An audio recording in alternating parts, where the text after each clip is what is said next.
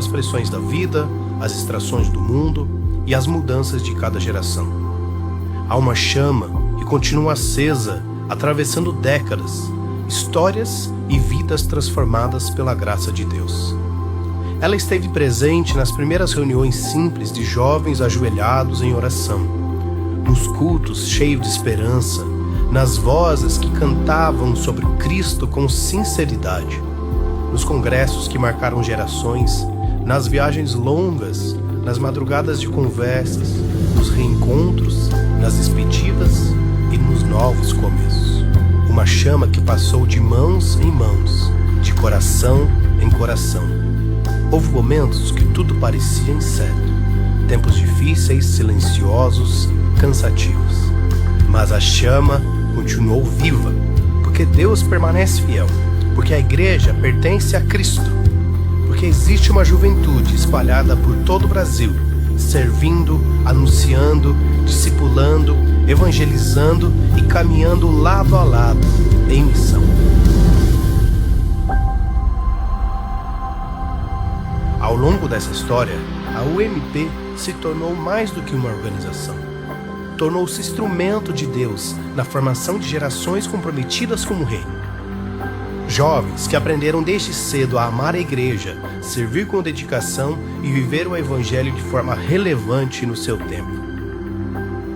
Milhares de jovens descobriram que seguir a Jesus vale mais do que qualquer promessa deste mundo. Jovens alegres na esperança, fortes na fé, dedicados no amor, unidos no trabalho. Não apenas um moto, mas uma marca viva de uma geração que decidiu permanecer. E talvez seja isso que torna tudo tão especial. A chama nunca foi sobre um evento, um congresso ou uma geração específica. Ela sempre apontou para algo maior, para o reino de Deus, avançando através de vidas comuns, rendidas completamente a Cristo.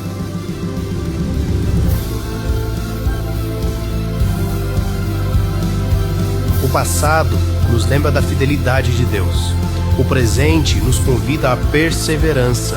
E o futuro continua diante de nós, esperando uma nova geração disposta a carregar a mesma tocha. 90 anos depois, a chama continua acesa. E enquanto houver jovens apaixonados por Cristo, comprometidos com a sua palavra e dispostos a viver para a sua glória, ela jamais se apagará.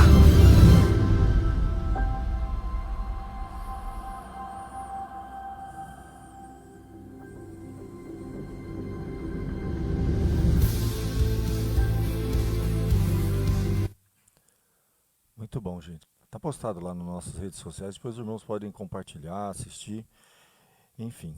Mas hoje eu queria falar com os irmãos, pedir para os irmãos abrirem as suas Bíblias no livro de Atos dos Apóstolos, capítulo de número 7, verso 20 em diante.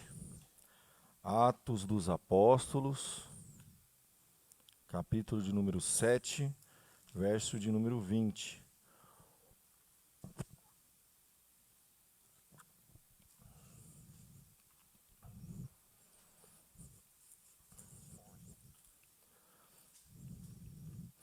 Nós vamos falar um pouquinho como que Deus forma um jovem, como que Deus trabalha na vida de um jovem, usando uma pessoa que, quando criança, tá, ele foi usado por Deus, separado, trabalhado desde a adolescência, juventude, para um uso muito especial. Nós vamos falar sobre a vida de Moisés. Atos dos Apóstolos, capítulo de número 7. Tem que pensar que Moisés foi jovem um dia, né, gente? E Deus trabalhou na vida dele. Atos, capítulo 7, verso 20 em diante. Eu vou ler aqui para os irmãos. Diz assim a palavra de Deus. Por esse tempo, nasceu Moisés, que era formoso aos olhos de Deus. Por 3 meses foi ele mantido na casa de seu pai. Quando foi exposto, a filha de Faraó o recolheu e criou como seu próprio filho. E Moisés foi educado em toda a ciência dos egípcios e era poderoso em palavra e obras.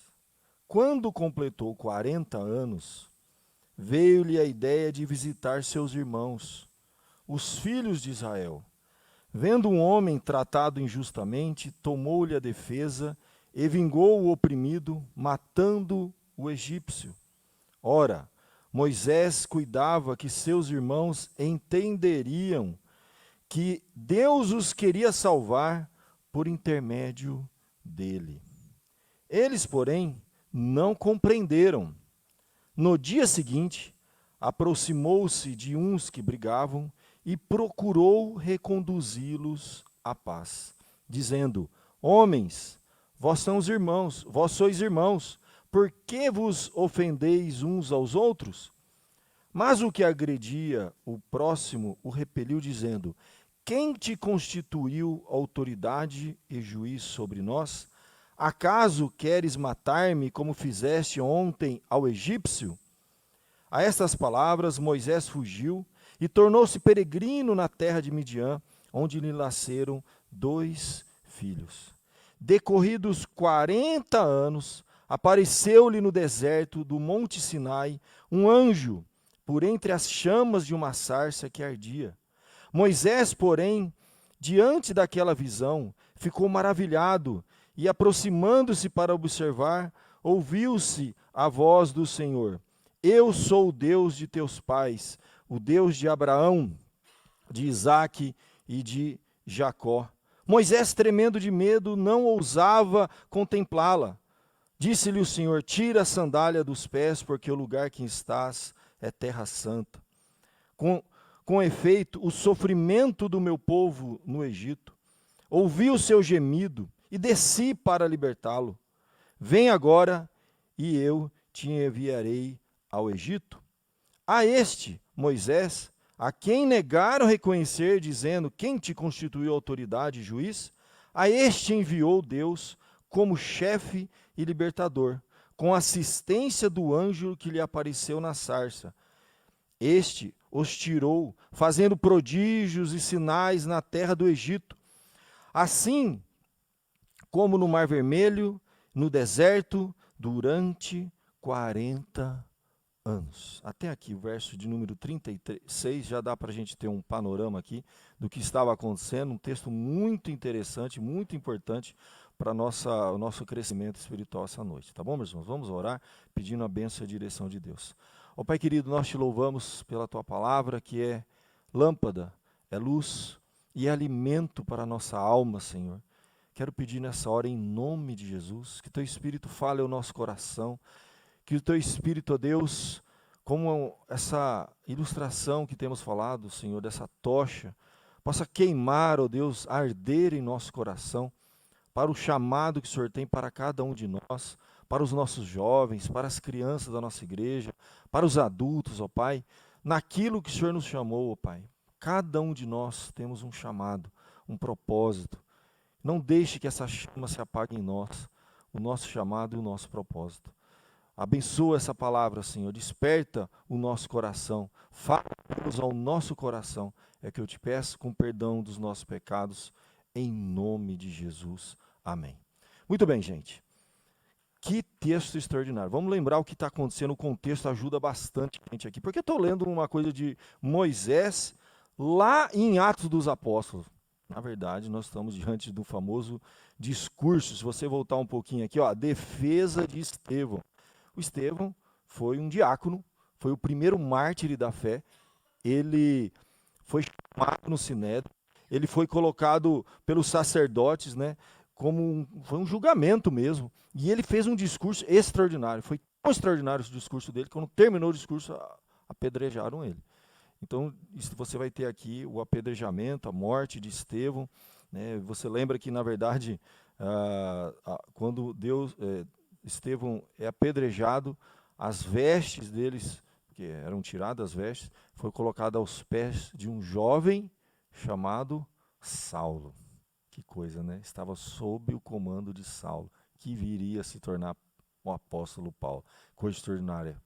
2 jovens. Um jovem que estava testemunhando a sua fé, testemunhando o que Deus vinha fazendo na história, mostrou de uma forma muito clara quem era o próprio Senhor Jesus Cristo, mas foi tão clara que aqueles que o julgaram não aceitaram aquilo e apedrejaram. E ele é morto e é considerado o primeiro mártir do cristianismo, um jovem chamado Estevão, e sob o comando de um outro jovem chamado Saulo.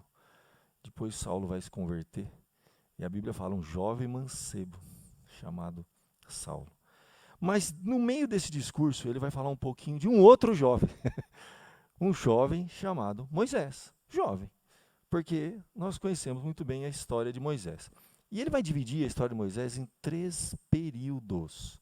E como que Deus usou a vida de Moisés nesses 3 períodos, trabalhando, moldando, formando. E cada etapa é importante. Na primeira infância, Deus providenciou tudo para a vida daquela criança. Deus preservou a vida daquela criança. Foi um período difícil, gente. A gente sabe o que está acontecendo. Faraó tinha decretado que todas as crianças seriam mortas, abortadas, né? Eram sacrificadas. E naquele meio daquele povo escravizado lá no Egito, uma criança formosa, era diferente. Uma criança, como diz o texto sagrado aqui, era formoso aos olhos de Deus. E a mãe percebeu alguma coisa diferente. Eu tenho que salvar meu filho. E aquela história linda que a gente conhece, né? Colocou ele num cesto. Né? Esses dias eu estava fazendo um estudo sobre isso. E, na verdade, a palavra usada lá para cesto é a mesma palavra usada para a Arca de Noé. Que coisa extraordinária, né? Como Deus preservou o povo na Arca de Noé, preservou esse bebê, e ele colocou no cesto, desceu no Nilo. As crianças eram afogadas, sacrificadas no Nilo, uma forma até de culto, né? Porque o Nilo, havia uma adoração ao rio Nilo, e ali as crianças eram afogadas naquele mesmo lugar que milhares de crianças foram mortas, sacrificadas, né? Eliminadas, uma perseguição contra o povo de Deus. Uma criança é preservada numa pequena arca, e pela providência de Deus vai cair nas mãos da filha do faraó. Pela ironia de Deus, mais ainda agora, imagina, essa criança que foi preservada vai ser criada dentro de um palácio e vai ter como avô o próprio faraó, que mandou matar as crianças. É Deus soberanamente conduzindo todas as coisas. E aí vai dizer o verso 23 em diante, então, que essa criança vai crescer lá. E Moisés foi educado em toda a ciência dos egípcios. Era poderoso em palavras e obras. Gente, um verso resume 40 anos na vida dessa criança, que foi educada em toda a ciência dos egípcios. Aí eu posso dizer assim, como que Deus forma um jovem? Como é importante a gente não queimar etapa. Os nossos adolescentes estão crescendo, pré-adolescente, adolescente, jovem. Por que Deus fez isso, gente? Por que Deus tirou essa criança de lá e colocou dentro do palácio? Simplesmente, uma curiosidade aqui para vocês entenderem.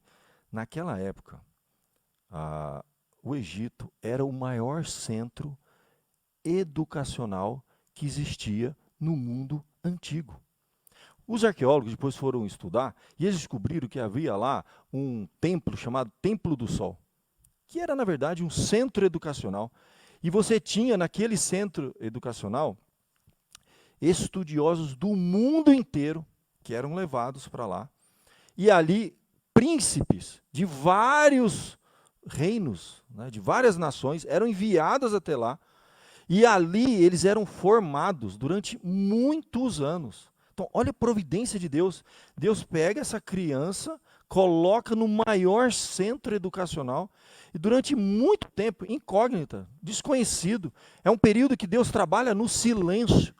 Então, eu preciso dizer isso para os nossos jovens, como esse período é importante. É uma fase que Deus está moldando, trabalhando no intelecto, trabalhando no conhecimento. É importante, sim. Jovem, muitas vezes, nossos adolescentes têm uma fase que estão lá, trancados no quarto, estudando, ralando. Ninguém está vendo, mas Deus está vendo. E todo o conhecimento que Deus permitiu que Moisés viesse a ter naquela época, gente, foi usado depois. Porque ele veio a ser um legislador, gente. Ele escreveu as leis do povo de Israel. Deus tinha um grande uso para a vida dele. Mas eu penso que as oportunidades que vão aparecer na vida dos nossos jovens, a gente tem que dizer para eles, vão ser proporcionais à capacitação, ao tempo que eles estiveram escondidos dentro dos seus quartos, trancados nas suas escrivaninhas, lendo, estudando, ralando, porque é um tempo importante sim, e não podemos queimar etapa. Então a gente fala assim que essa primeira fase na vida de Moisés foi de preparo. Deus colocou ele no maior centro que havia, chamado Templo do Sol. Os arqueólogos chegavam a chamar de Oxford do mundo antigo, porque Oxford foi um dos maiores centros educacionais que teve no mundo. Então ele chama Oxford do mundo antigo, porque era o maior centro que poderia existir naquela época, e ali então eles foram se aprofundar. O que Moisés estudou lá, gente? A gente não tem noção. Ele estudou todas as leis que existiam no mundo antigo.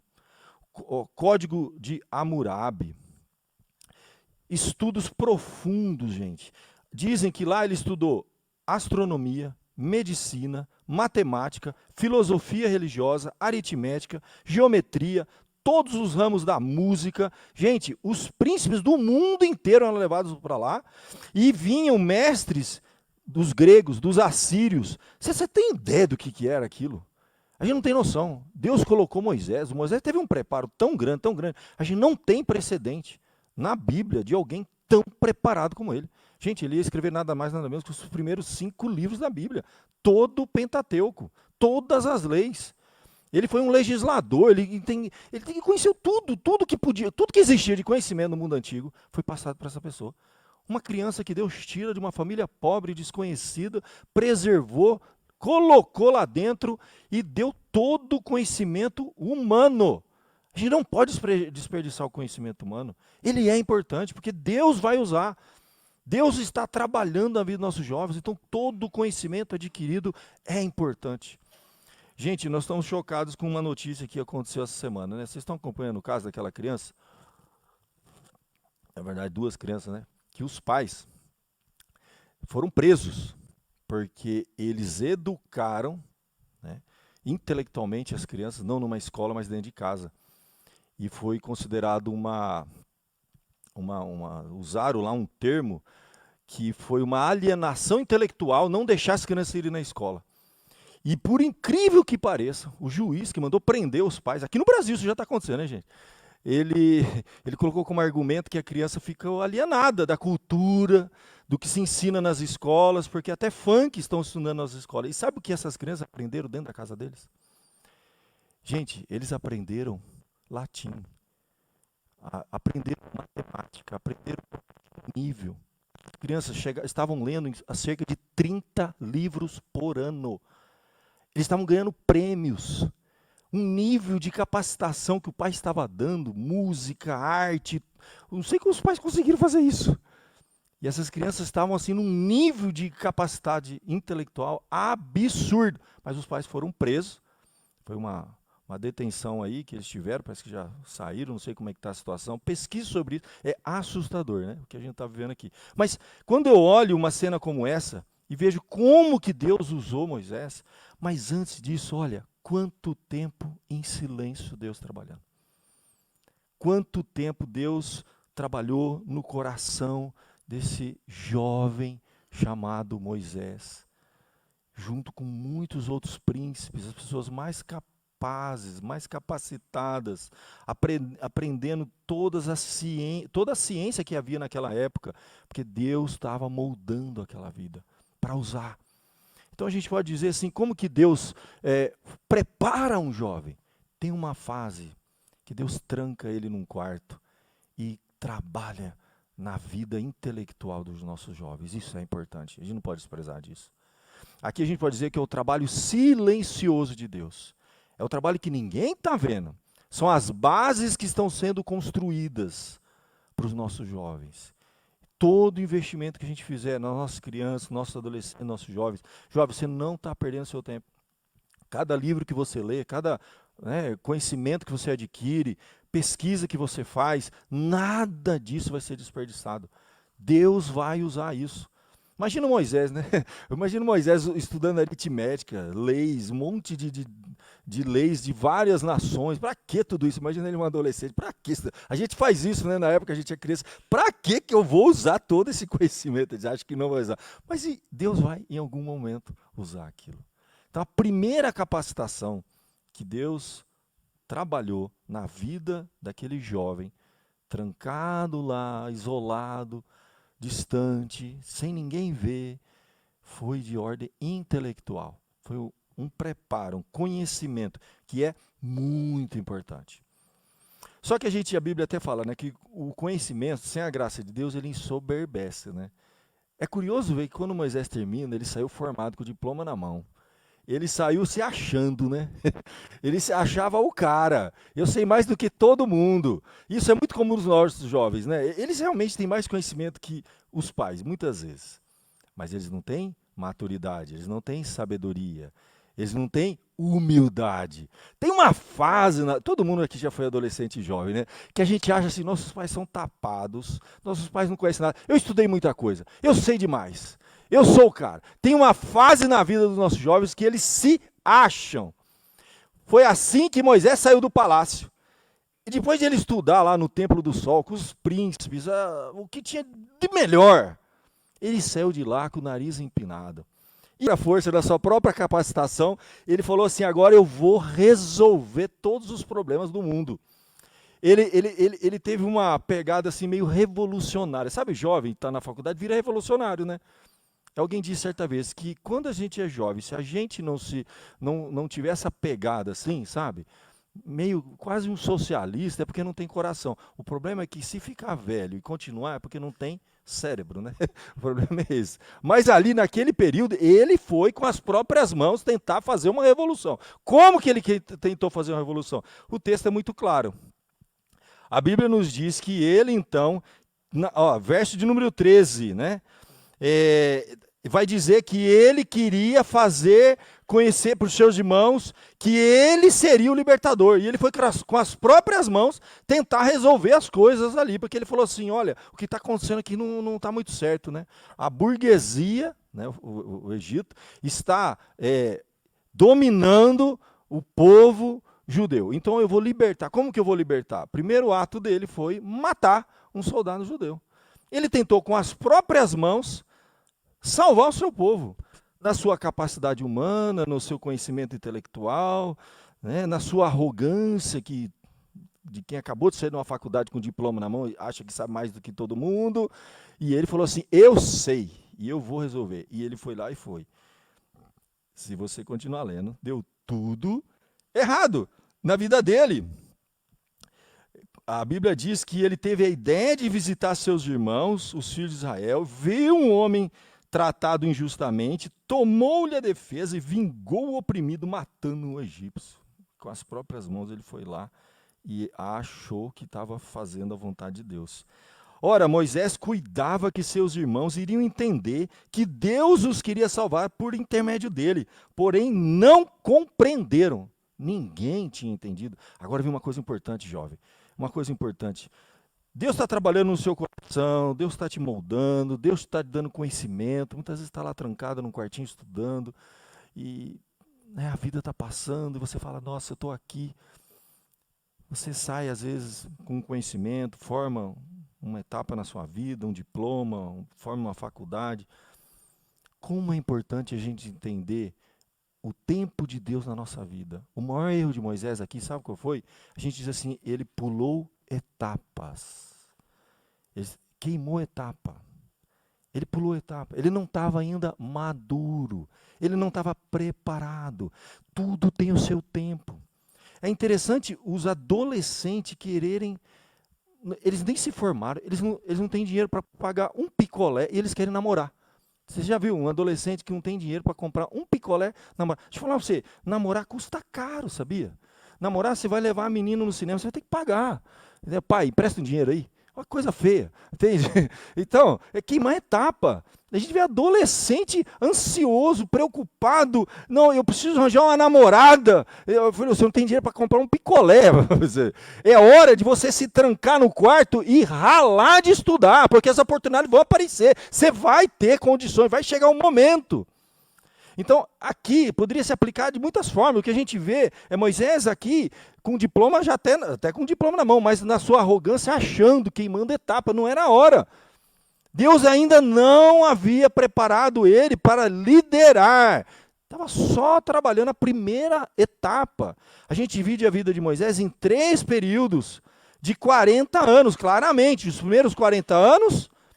Deus colocou ele lá no Templo do Sol, no maior centro de conhecimento intelectual que existia no mundo, os maiores mestres, 1/3 só. Agora, meu irmão, o que Deus vai fazer na vida de Moisés? Deus vai tirar Moisés de lá. E agora Deus vai trabalhar uma outra área da sua vida. Agora Deus tira ele do palácio, leva ele para onde? Para o deserto. Agora é outra área que Deus vai trabalhar. Que os nossos jovens, deixa eu contar uma coisinha para você, jovem. Sabe o que vai acontecer?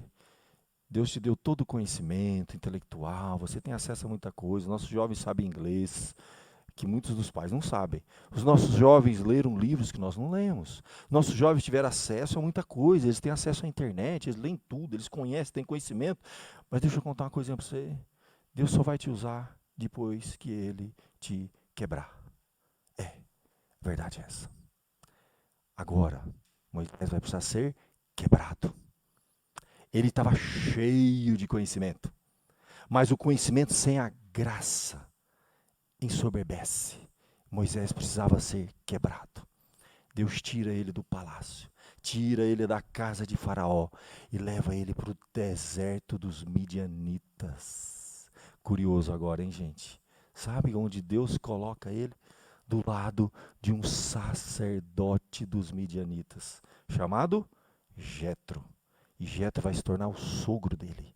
Agora ele vai ficar, vamos falar assim, o 2/3 da sua vida. 40. Deus tinha trabalhado só uma primeira parte. Deus tinha mais só 40 anos para trabalhar na vida dele. Só 40. Já tinha trabalhado os primeiros 40, muito conhecimento intelectual, o cara se formou no melhor que tinha, muito conhecimento. Agora Deus vai quebrar ele. Deus vai levar ele para o deserto. Você imagina quem sair? Gente, ele foi de colo. Ele era uma criança de colo quando ele entrou num palácio. Ele não sabia o que era a vida no deserto. Ele não sabe o que é sofrer. Essa que é a verdade. Os nossos jovens ainda não sabem o que é sofrer. Deus vai agora trabalhar uma outra área da sua vida. Deus vai começar a quebrantar. E como que Deus quebranta? Não sei. Cada um vai ter uma experiência diferente. Deus às vezes quebranta, tirando coisas. Deus quebranta, tirando até pessoas que nós amamos, sim. O jovem vai ter que aprender a lidar com luto, porque o luto vem na vida do jovem. O jovem vai ter que aprender a lidar com perdas, porque o jovem também perde. Perde ente querido, perde coisas, perde... às vezes, situação financeira, ele perde também. Ele perde muitas coisas. E Deus vai tirar. Então Deus passou 40 anos dando para Moisés. E deu. Agora Moisés, agora você vai aprender a viver sem nada. Ele saiu com a roupa do corpo. E Deus passou agora um outro trabalho na vida dele. Foi trabalhar a alma dele. Foi quebrantar a alma dele. Foi trabalhar a vida espiritual dele. Foi colocar ele lá no deserto dos midianitas. E sabe o que ele foi fazer? Meu irmão, ele foi camelar. Ele foi pastorear o rebanho do seu sogro Jetro. E agora ele foi no deserto, meu irmão. Ele tinha que trabalhar para comer. Ele não sabia o que era isso. Ele era um filhinho de papai que cresceu no palácio, neto do homem mais rico e poderoso que tinha lá. Ele acordava de manhã cedo, as pessoas colocavam café na mesa para ele. Não é assim que nossos jovens vivem, né? Nossas mamãezinhas vai lá, coloca o cafezinho no rei, para o rei comer. Né? Ele até reclama que está frio, não é verdade? Então aí, a mamãe e o papaizinho colocam comidinha na boca. Agora você vai para o deserto, você vai pastorear as ovelhas e vai ter que prestar conta. Se sumir uma, ele tem que prestar conta para o sogro. E durante 40 anos agora, meu irmão, Deus vai trabalhar na vida daquele jovem. Uma segunda etapa. Agora é quebrantamento, gente. É perda, é humilhação.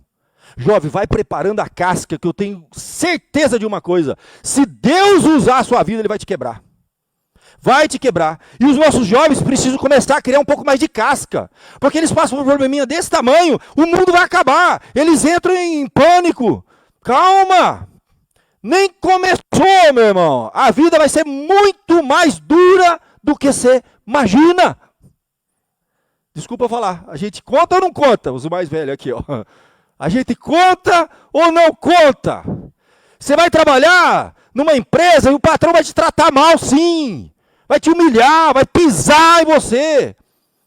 Você vai ser rejeitado, a namorada vai te abandonar, seu coração vai quebrar. Você vai ter experiências e frustrações e decepções amorosas, você vai ter decepções profissionais, você vai descobrir que o mundo não é como era quando você vivia no palácio da sua casa, que a sua mãe e seu pai tratavam como um príncipe e punha comida na sua boca. O mundo é duro, difícil. Para alguns isso começa cedo. Eu perdi minha mãe com 7 anos.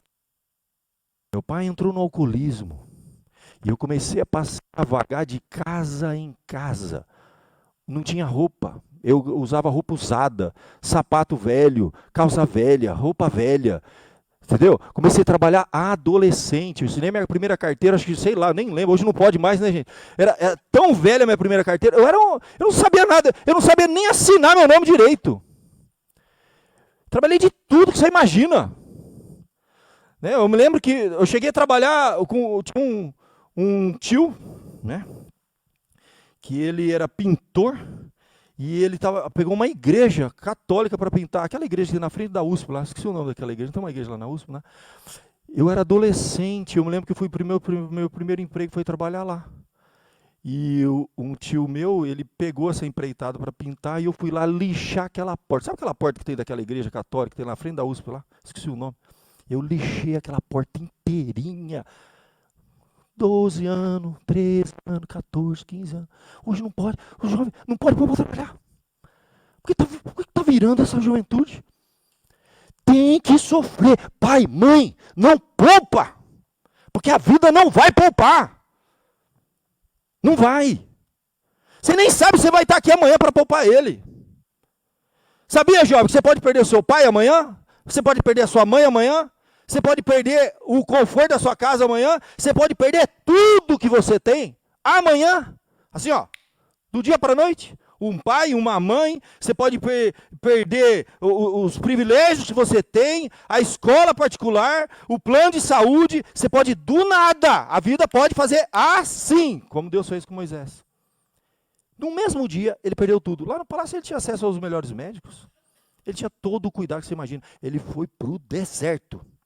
Deus começou a trabalhar no coração, na alma. E não vou iludir os nossos jovens.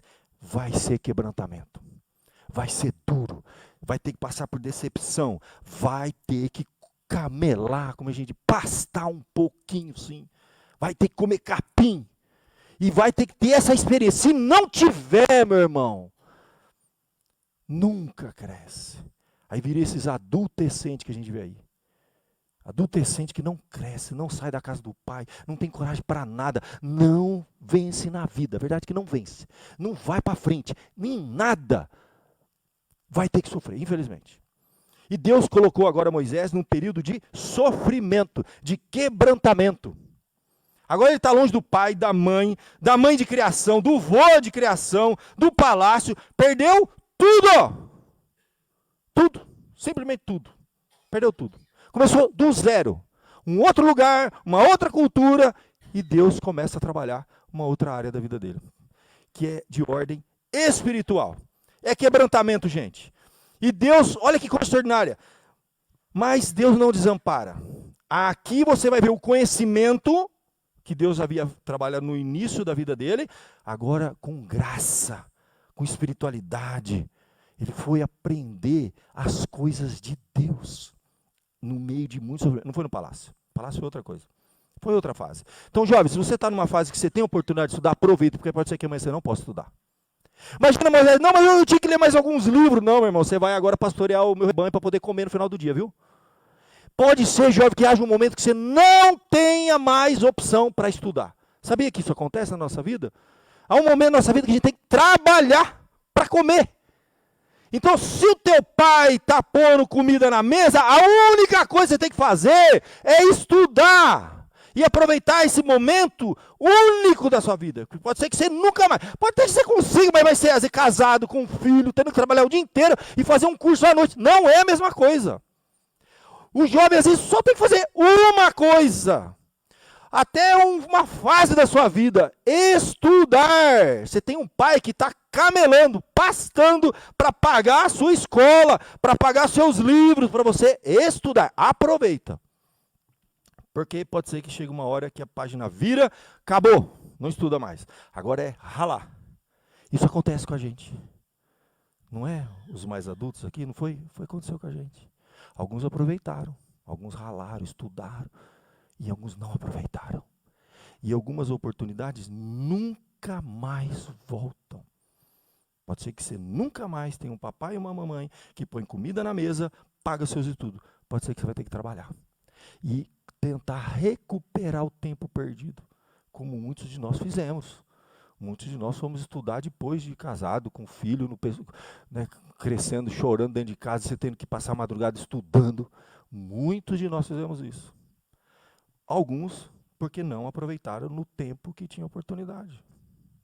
Então, isso é muito sério. Agora, mas é maravilhoso ver a graça de Deus na vida de Moisés. Durante 40 anos, Deus vai quebrantar Moisés.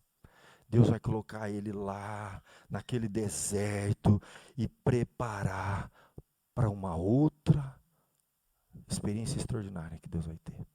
Ele vai ter experiência com Deus.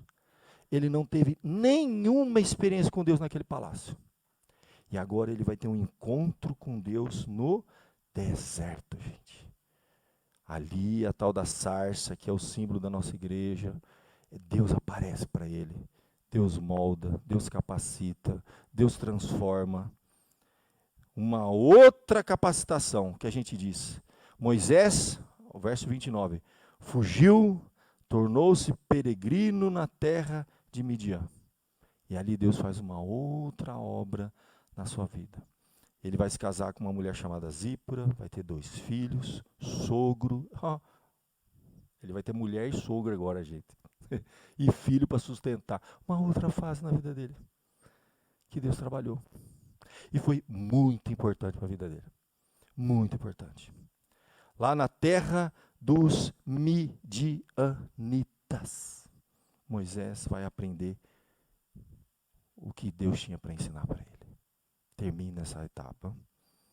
Depois de mais 40 anos, ele vai aprender tudo sobre Deus. Ele era um sacerdote. Deixa eu contar para vocês. Era um período diferente. É o que a gente diz, naquela época, o que Deus tinha? Não tinha escrito Levítico, não tinha nada escrito, era o próprio Moisés que ia escrever. Então, como é que Deus trabalhava? Haviam sacerdotes espalhados pelo mundo, em que Deus nunca deixou de ser adorado.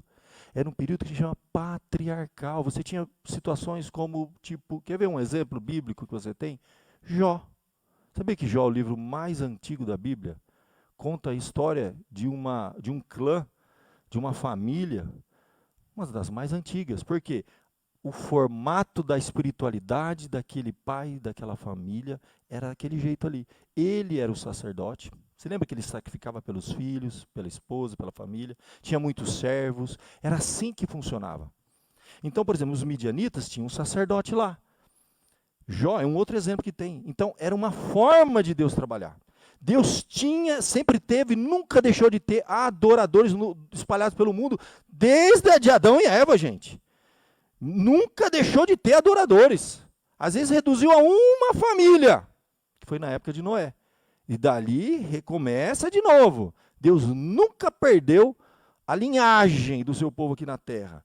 E havia essa figura, né, que a gente chama, tem até um livro chamado Fator Melquisedeque, que faz uma análise desse tipo de religiosidade e espiritualidade muito antes de formar o povo de Israel, de escrever Levítico, de trazer detalhes. Eram sacrifícios, assim como havia nos primeiros. Caim e Abel se apresentaram diante de Deus para oferecer sacrifícios, isso sempre existiu. Então, era esse período. E os midianitas, mas ele não era o povo de Israel, será que não era o povo da Bíblia? Não, mas Deus nunca deixou de ser adorado.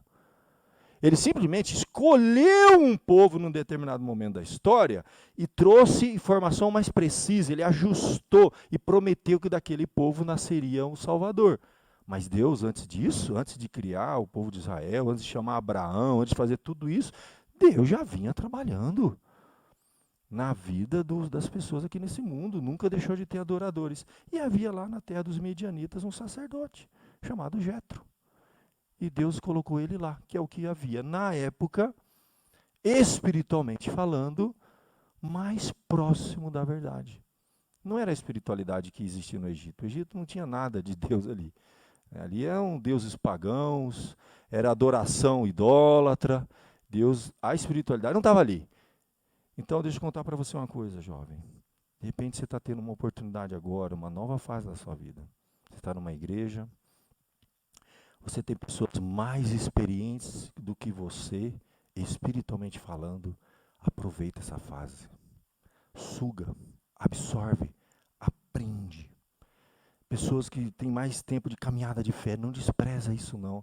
Porque Deus pode colocar você do lado de outros Jetros hoje. Que Deus quer te ensinar coisas. Jovem, você perder uma aula de escola dominical, pode ter sido aquela aula que ia te abrir o entendimento para algumas coisas espirituais. Você deixar de vir num culto, você não sabe o que Deus falou naquele culto que ia trabalhar no seu coração, na sua vida. São etapas que a gente não pode desprezar. Olha que coisa maravilhosa, você é um jovem, você não tem preocupação, você não está casado, você não tem filho, você não tem que trabalhar 12 horas por dia para pagar a conta. Que fase maravilhosa. Você já estudou, e às vezes Deus pode estar querendo te ensinar coisas espirituais. Te colocou numa boa igreja, numa igreja onde se prega a palavra, onde tem muitas pessoas mais experientes que você, que caminham com Deus. Você não tinha nem nascido, eles já tinham vida com Deus. Quem sabe Deus quer te ensinar coisas lá. Então, foi a fase na vida de Moisés, que era o bambambam, o sabe-tudo, o formado lá no palácio do Egito. E agora Deus coloca ele lá na terra dos midianitas, um povinho desse tamanho, mas lá dentro tinha um sacerdote, que tinha coisas extraordinárias para ele aprender.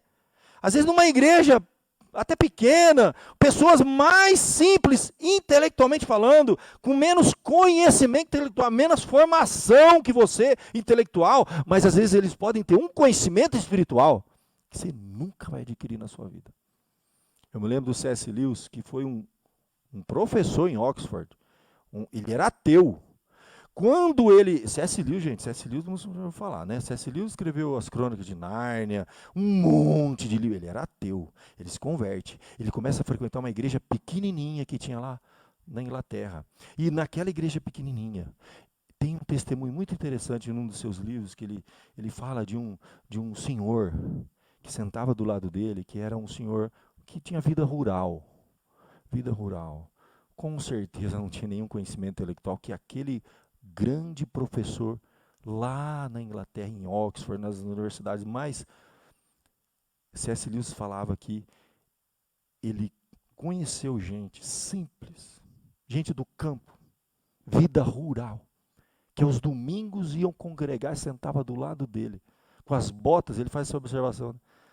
Botas sujas de barro, mas que ele diz assim, que ele não se sentia digno de limpar as botas daquele ancião que vivia no campo, que nunca tinha lido nada do que ele leu, não tinha nenhum conhecimento que ele tinha, mas ele tinha uma vida com Deus, e um conhecimento espiritual, às vezes da palavra de Deus, sabe, vida com Deus, gente. Isso aí, meu querido, nenhum livro lá na universidade vai te ensinar, é vida, gente. Isso passa de conviver, é experiência com Deus, é testemunho, é fé. Pessoas que já passaram pelos maiores sofrimentos, que você não ia aguentar nem um centésimo do que ele passou. E eles estão lá firmes, em pé, servindo e adorando e agradecendo. E nós, quando somos imaturos, mais jovens, a gente reclama de tudo, nada está bom, a gente é ingrato, a gente é egoísta, porque Deus vai ter que quebrar. E às vezes um professor de escola dominical que tem menos conhecimento intelectual que você, tem muito para te ensinar. Isso é importante os jovens pensarem, viu? Eu li esse testemunho de C.S. Lewis. C.S. Lewis entrou numa igreja menor que essa para adorar a Deus todo domingo. E ele dizia que não se sentia digno de limpar as botas de um homem do campo. Porque ele estava vendo um outro tipo de conhecimento. Que a gente acha, não tem diploma, não se formou, não sabe, não conhece. Meu irmão. E Deus trabalhou de forma extraordinária agora na vida de Moisés. Jovens, pode ser que você esteja passando por algum sofrimento. É possível que Deus já esteja trabalhando nessa área de você. Deixa eu contar para você uma coisa. Tem coisa que os seus pais não vão poder te poupar. Eles não vão estar 24 horas colados com você quando você estiver na universidade. Eles não vão estar passando por todas as experiências. Você vai ter que aprender a caminhar com as próprias pernas. Você vai ter que aprender a lidar com as decepções, as frustrações, os sofrimentos, as perdas que todos nós vamos ter. E às vezes muito jovem. Se você hoje, jovem, estiver passando por algum tipo de sofrimento, uma angústia, saiba que é Deus trabalhando na sua vida. Não despreze os sofrimentos da mocidade. Pelo contrário, gente. Se você já passou por algum e você é amargurado, você reclama, não, por que Deus permitiu isso na minha vida? Por que meus pais fizeram isso? Por que não aconteceu? Porque de repente você perdeu pessoas, você passou por coisas difíceis, você está passando por dificuldade, não despreze, pelo contrário, volte para o seu sofrimento que você enterrou lá e ressignifique ele. Entenda que Deus colocou na sua vida para te moldar. Assim como, imagina se Moisés continuasse um menino mimado, ele ia passar os outros 40 anos da vida dele reclamando. Ah, lá no palácio a comida era melhor. Ah, lá a cama era muito melhor que essa aqui. Ah, você imagina ele, né? Reclamando. Não, meu irmão. É uma nova fase, ele teve que aprender. Às vezes Deus vai tirar da sua vida coisas. E eu vou falar a verdade para você, é bom que tire. É bom que tire. Porque a vida é difícil. E às vezes Deus vai tirar coisas para deixar a gente humilhado mesmo. Ele humilha, Ele quebranta e Ele transforma. E a Bíblia diz que é um coração quebrantado e contrito, Ele não despreza. Isso Ele não vai fazer. Tenha certeza, jovem. Deus nunca vai te desprezar. Ele vai deixar você passar por coisa que você fala, por que eu estou passando por isso? Ressignifique os seus sofrimentos. As suas perdas, suas experiências difíceis, amadurece, cresce, aprende com gente aqui dentro da igreja que já passou por sofrimento que você não ia aguentar. Né? Quantas vezes eu não enterrei filhos de membros de igreja, gente? Quantas, você não sabe o que é isso. Jovens, pessoas, quantos pais não enterraram seus filhos, perderam tudo. Famílias que foram destruídas, traição, gente foi trapaceada nos negócios. A vida é dura. E a gente vai ter que aprender a lidar com as frustrações, as decepções, os sofrimentos, as perdas, porque é Deus trabalhando na nossa vida. E mudando. A Bíblia diz então, decorridos 40 anos. Já foi o primeiro? Segundo 40, decorrido 40 anos, apareceu-lhe no deserto, no Monte Sinai, um anjo, por entre as chamas de uma sarça que ardia. Moisés, porém, diante daquela visão, ficou maravilhado, aproximando-se para observar, ouviu a voz do Senhor. E Deus disse, eu sou o Deus de teus pais, de Abraão, de Isaque, de Jacó. E Moisés, tremendo de medo, não ousava contemplar aquela imagem. O jovem vai ter que passar por essa experiência. De tremer das coisas de Deus, de entender que Deus às vezes vai colocar a gente no fogo, porque é no fogo que queima, e que transforma, que molda, e que faz você uma nova pessoa. Moisés, que era aquele irado, né, achava que foi lá e matou um, e já foi lá para matar outro, Moisés era irado. E a Bíblia depois mostra o Moisés transformado. E qual que era a maior marca de Moisés? Sabe o que era? Que ele também era manso e humilde de coração. A Bíblia vai falar disso. A mansidão de Moisés. E sabe qual que era o maior problema de Moisés? Era uma tendência que ele tinha para a ira. Se lembra da história da rocha? Escorregou, era humano, como a gente. A Bíblia viu que ele tinha que falar. Ele perdeu a cabeça no momento, o líder perde a cabeça, todo mundo erra. E ele, em vez de falar para a rocha, ele pegou e deu na rocha. Vamos ver se vai sair água daqui. Ele devia estar ali já, sabe? Entendeu? Por aqui, com aquele povo que só murmurava. O maior característica do povo de Israel era a murmuração, né? 1 milhão de gente murmurando no ouvido dele. Chegou uma hora que ele perdeu a cabeça, pegou o cajado e deu na rocha. Vamos ver se vai sair água daqui. Deus tirou água. Depois chamou ele aqui, Moisés, chega aí. Ó, eu não falei para você falar? Se você tivesse falado, eu seria glorificado. Agora, você deu na rocha, beleza. Você só não vai entrar lá. A vida é dura, meu irmão. Aqui não tem mais passar a mão na cabeça, não. Você vai ver a terra prometida e não vai entrar na terra prometida. Se Moisés, aqui ó, o texto diz que ele tremeu na presença de Deus. Se ele tivesse tremido na frente daquela rocha, ele não tinha dado na rocha. Esse tremor que Deus vai dar na vida de você, jovem, é muito importante, vai te guardar de fazer besteira. Porque você vai ser tentado, não é só agora na juventude, não. Você vai ser tentado depois que você estiver casado. Quando você estiver trabalhando, nos seus negócios, né, tentações de ordem sexual, financeira, o resto da sua vida. Vai ter situação que vão provocar você. Moisés foi provocado. Se ele estivesse tremendo na presença de Deus, ele não tinha dado com a cajado na rocha. Uma vez que ele não tremeu, meu irmão, ó, Deus falou, beleza, não tem problema. Só que você não vai entrar na terra prometida, não. A Bíblia diz que ele sobe até o Monte Nebo, vê a terra e não entra. Não entrou, não. Mas ali Deus, então, aparece para ele. Eu sou Deus de teus pais, identidade espiritual. Agora ele está pronto para trabalhar para Deus. Ele está pronto para ir lá para o Egito. Não mais na força do seu braço. Ele, o intelectual, o capacitado, o formado, o neto de Faraó. Não, agora ele era um cara quebrado. Enquanto Deus não quebrar, Deus não usa. Agora ele chega lá,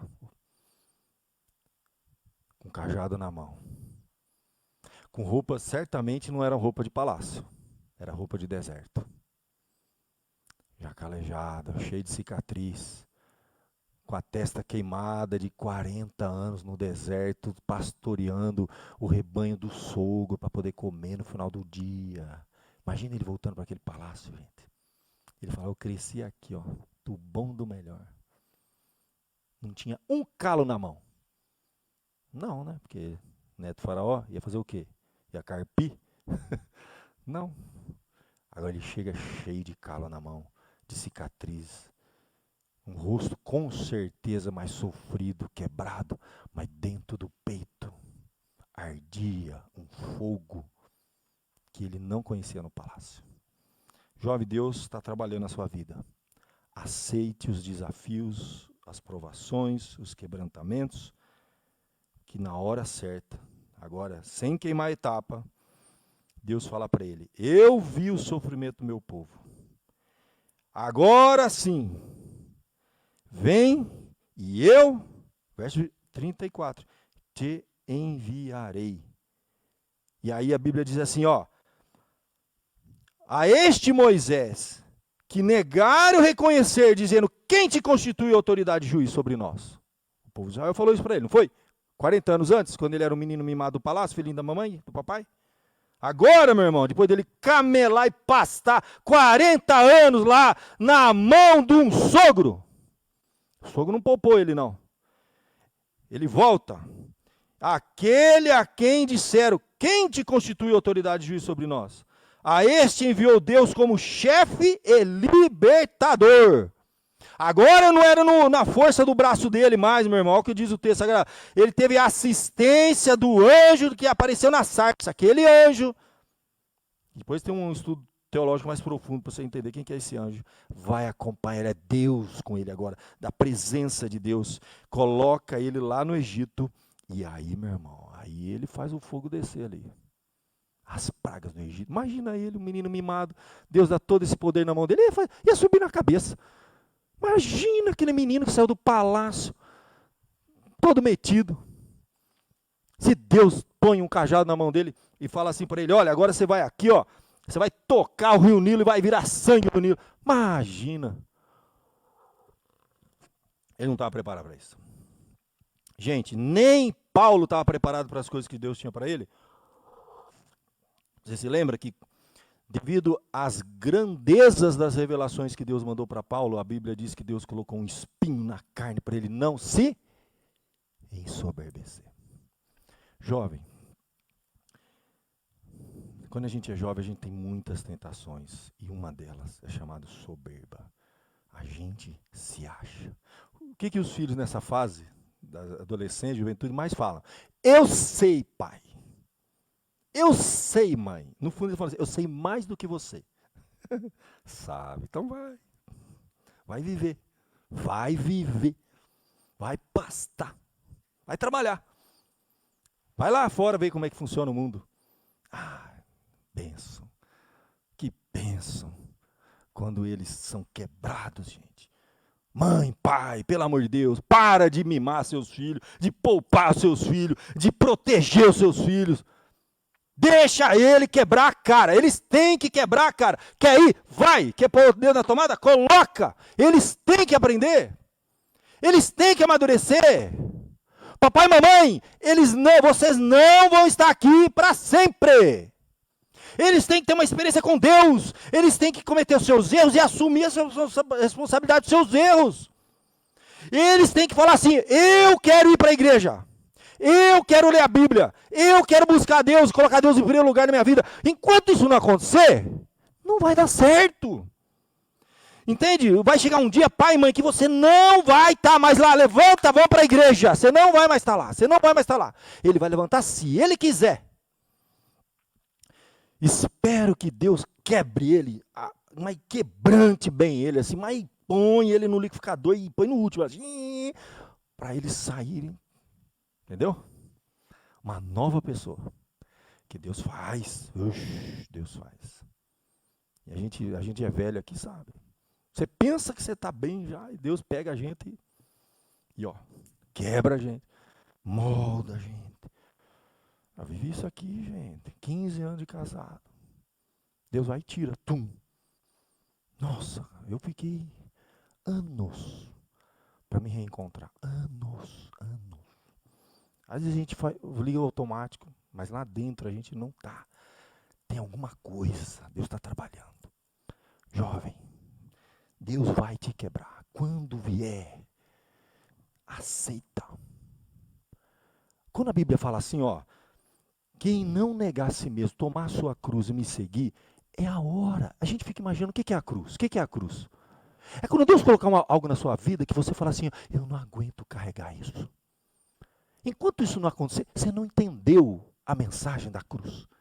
Vai chegar uma hora que Deus vai colocar uma cruz na sua vida e você vai ter que carregar. A cruz era um instrumento de morte. Então vai chegar uma hora que Deus vai fazer o quê? Ele vai matar você. É isso mesmo. Por isso que Paulo falava assim, que eles murravam o corpo para fazer morrer o velho homem. Então cruz é um instrumento de morte que Deus colocava para fazer morrer e nascer um novo homem.